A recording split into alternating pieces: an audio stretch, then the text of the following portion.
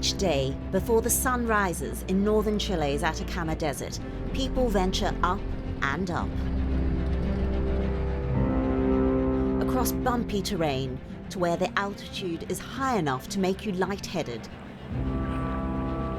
The air is thin, and even in summer, the temperatures are near freezing. So these are one of the main draws for tourists coming here to the Atacama Desert. An incredible place. It's the largest geyser field in the southern hemisphere. And here in the Andes Mountains, at over 4,000 meters, it's the highest in the world. But what I find especially incredible is that we're in the Atacama Desert. I'm sure you've heard of it, the driest place on Earth. But I'm not just in Chile sightseeing. I've come because bubbling up in this country has been an appetite for change. 30 years on from the era shaped by dictator Augusto Pinochet, many here still want change. And in 2019, millions took to the streets, angry at inequality and poor public services. But by 2020, there were celebrations. A once-in-a-generation rewrite of their constitution was voted for. I visited as the finishing touches were being put on the new draft, which, if voted in next week, supporters say will bolster public services, give environmental protections, and recognition to Chile's indigenous communities for the first time. I wanted to see for myself some of the ways that the country is changing, as it considers reshaping not only its constitution, but also its fundamental identity.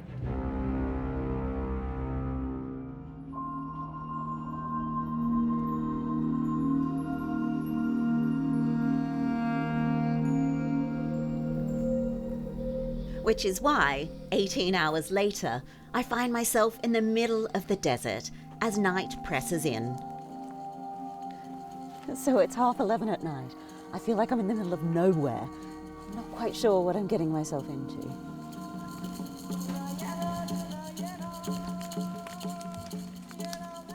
The new constitution would also enshrine individuals' rights to water, a precious resource in a country suffering droughts, and something crucial for the indigenous community of the Atacama.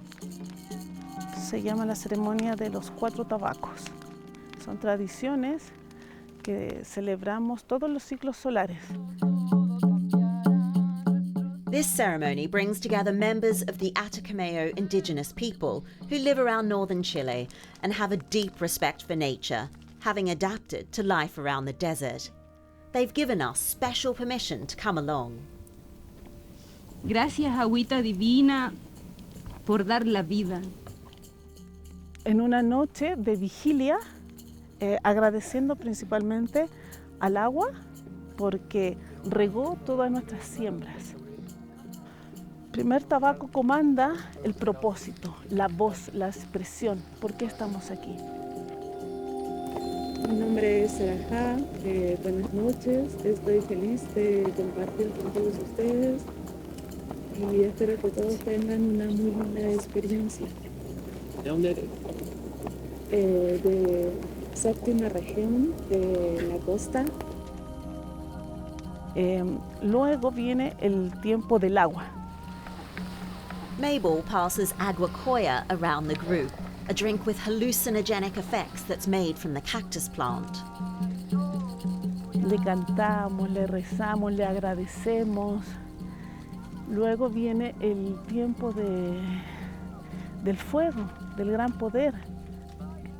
Luego nos vamos al cuarto tabaco, que es el agua horizontal. El agua de los ríos, el agua de las lagunas, el agua del mar. Los abuelos dicen, con el agua todo, sin ti nada. ¿Sí? Regálanos ese conocimiento ancestral de la ruta del agua. Entonces son ceremonias que nos han entregado para que podamos seguir honrando y de esta manera nos hace sentido.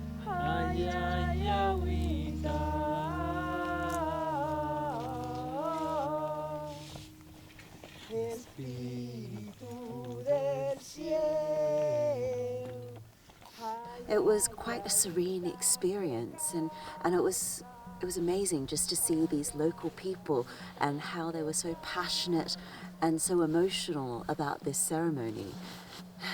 I feel really privileged that we were able to be invited to something like this. You can still hear the drums in the background. It's after 4 in the morning. I might leave them to it.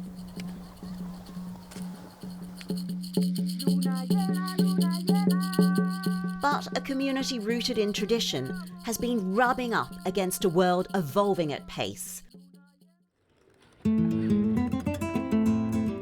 Like at the nearby town of San Pedro de Atacama, which has expanded significantly over the last 2 decades due to tourism.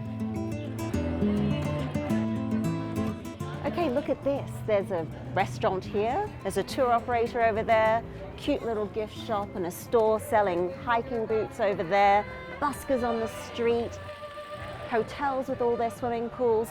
This is a town that just revolves around tourism. I can't imagine how much water that uses up. Outside of the town, here in this hostile, barren desert, there isn't much that grows. But still, techniques passed down by the indigenous people allowed them to live here in harmony with nature.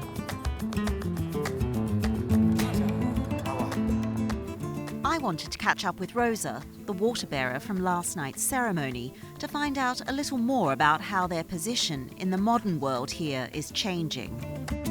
So Rosa, how is it so green here? This is crazy. It's like a magic thanks to the water.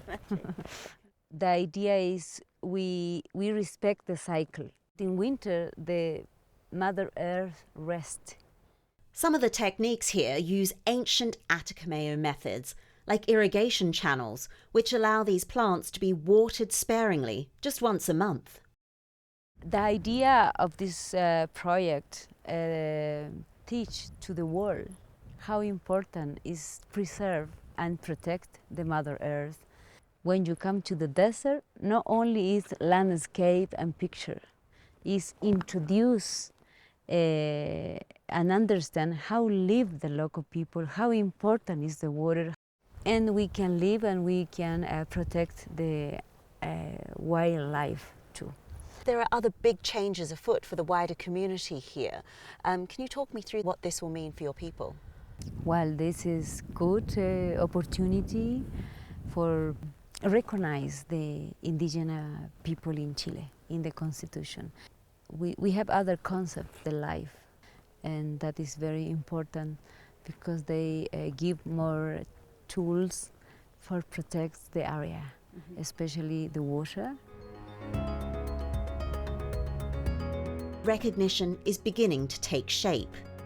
Some tourist sites, like the geysers, are now co-managed by the indigenous community, allowing them to take an active role in their changing world. But the Atacamayo weren't the first indigenous people to call Chile home. I left Rosa and headed further up the coast to Arica. Between 7,000 and 1,500 BC, the hunter-gatherer Chinchorro people lived here and developed complex mummification practices, which have astounded 21st century researchers. Last year, Chinchorro burial culture was officially recognized by UNESCO, who placed it on their World Heritage List. But despite this, the Chinchorro still haven't entirely caught the public's imagination. The small fishing village of Coleta Camarones is the closest town to one of the world's top sites where the Chinchorro mummies have been found. But here, Chinchorro enthusiasts will find little more than a themed restaurant and some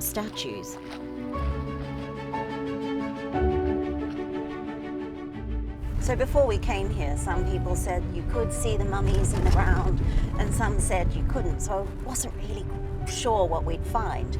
But while we were having lunch, we got talking to the guy who runs the place, and he says he can show us some mummies in the ground. So, and it's 2 minutes down the road, so we're on our way.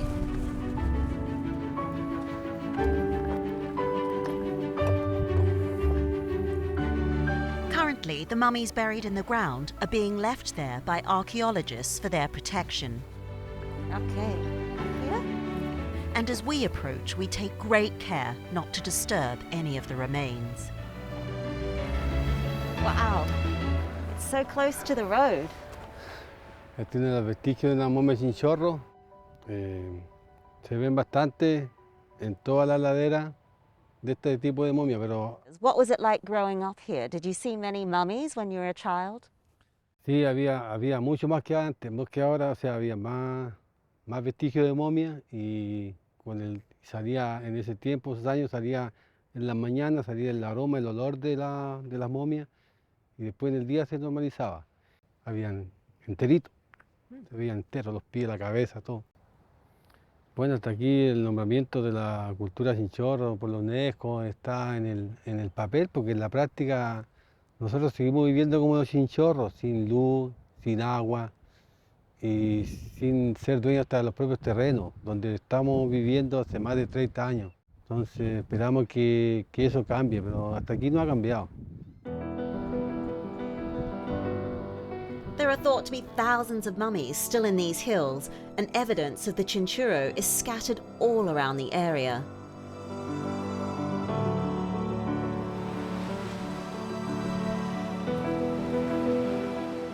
Behind the scenes of the San Miguel de Izalpa Museum, the careful study and preservation of the majority of the Chinchorro mummies takes place.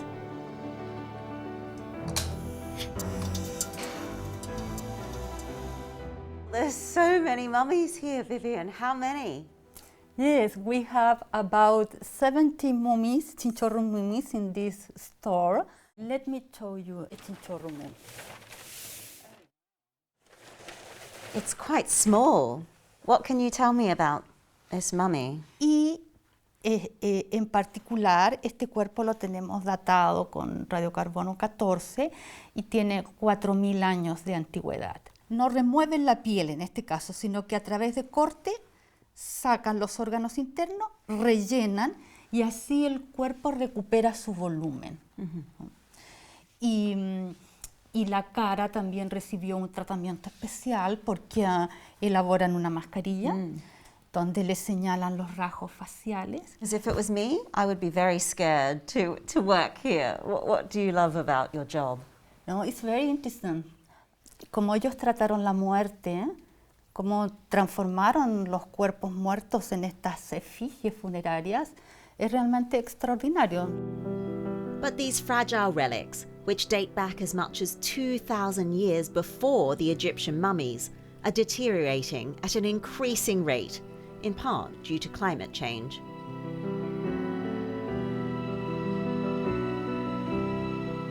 Antes los cuerpos o los fragmentos se unían, se pegaban. Ahora se interviene lo mismo y el máximo esfuerzo es controlar la temperatura y humedad para que los cuerpos no se dañen. There's no air conditioning here, and rising humidity levels are a big threat to the mummies. But it's hoped that a new $25 million museum will help protect them. El sitio donde va a estar el nuevo museo, ¿no? Todas estas son. So is the local people's relationship with these mummies starting to change? ¿No? Se ha producido un proceso donde las personas han tomado conciencia, ¿no?, de la importancia que la cultura Chinchorro tiene, ¿no? Y actualmente dentro de la misma comunidad local forma parte de uno de sus atributos de identidad cultural, es decir, se ha transformado, ¿no?, la cultura Chinchorro por el valor que tiene a nivel universal en términos de su especificidad, como los primeros sistemas de momificación artificial humano. Do you know what I find really amazing is that I'd never even heard of the Chinchorro mummies until I came to Chile.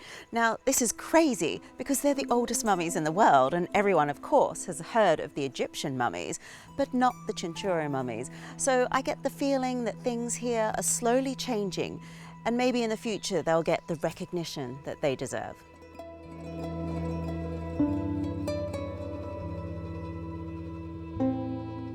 And along with this renewed appreciation of ancient Chilean culture, there's also a greater focus forming on the stunning and unique landscapes and wildlife that you'll find here. I headed south to Patagonia's new route of parks. Here, 17 old and new national parks are joined together to create a huge network of wild areas to explore, an area the size of Switzerland. It's been one outcome from the largest private land donation in history to create a conservation project on a vast scale. My journey to its heart takes me 6 hours in a 4x4.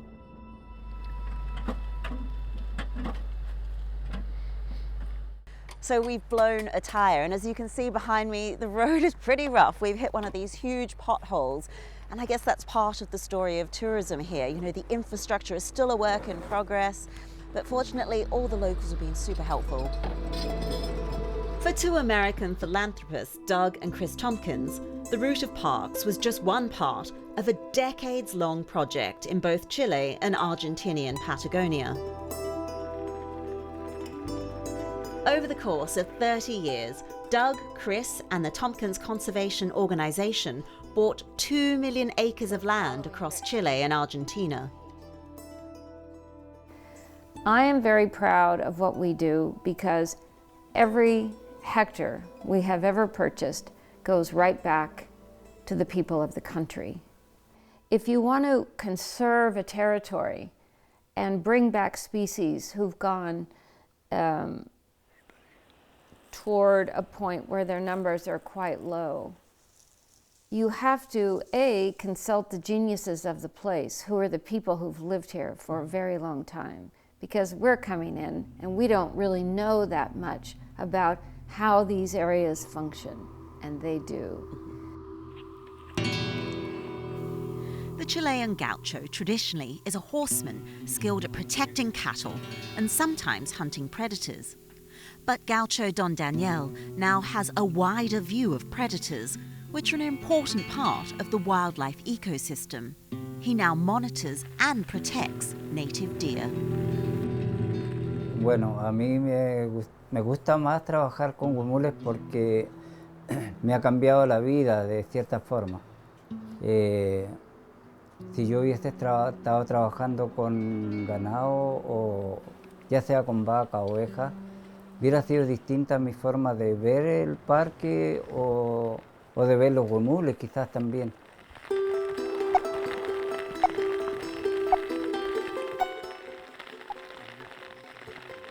Today, he uses modern techniques to track the tagway mules nearby. So the signal's quite strong when we point the antenna that way. It's like one of those TV antennas from the 70s or 80s that you had on your roof. But it seems to be doing the job. Oh, yep, I can hear it.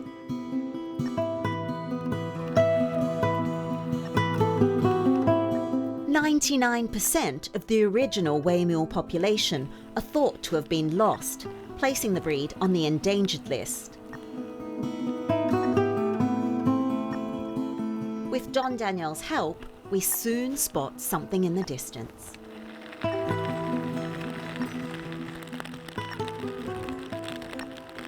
Gosh, look at Don Daniel go. So, we've actually found a wayamule deer. Can you see him in the distance? He's just sitting there in the grass and he's quite well camouflaged. We move for a closer look and quickly see that there are in fact 3 wayamule together.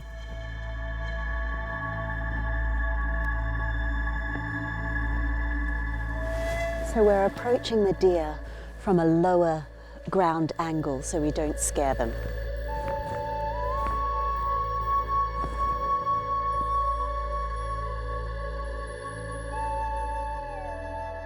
Esta familia por lo general es súper tranquila. La toñita es más curiosa que la lenga, pero la lenga igual se acerca mucho a uno. Porque, bueno, las conozco desde que nacieron, de cuando tenían días.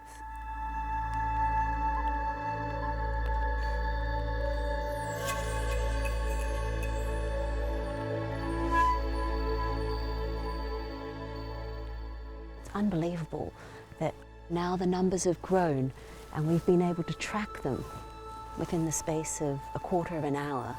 And here we are, and we're able to get this close to them.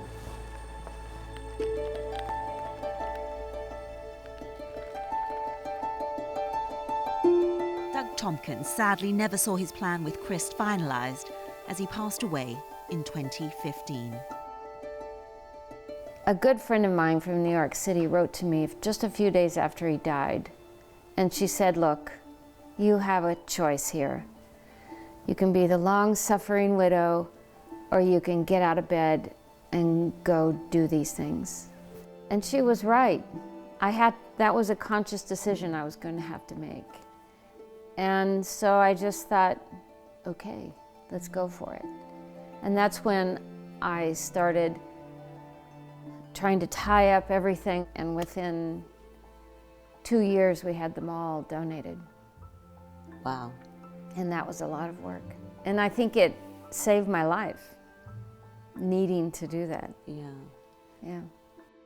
I think there's a tremendous amount of enthusiasm in Chile right now, young and old.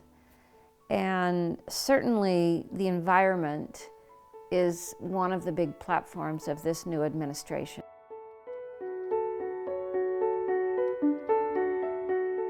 I just don't think I was expecting what an amazing place of contrast this country is. But at the same time, there's lots bringing it together at the moment, like a new focus on the environment and conservation, an ambition to set a new course for the future, treasuring their common heritage and their common land for generations to come.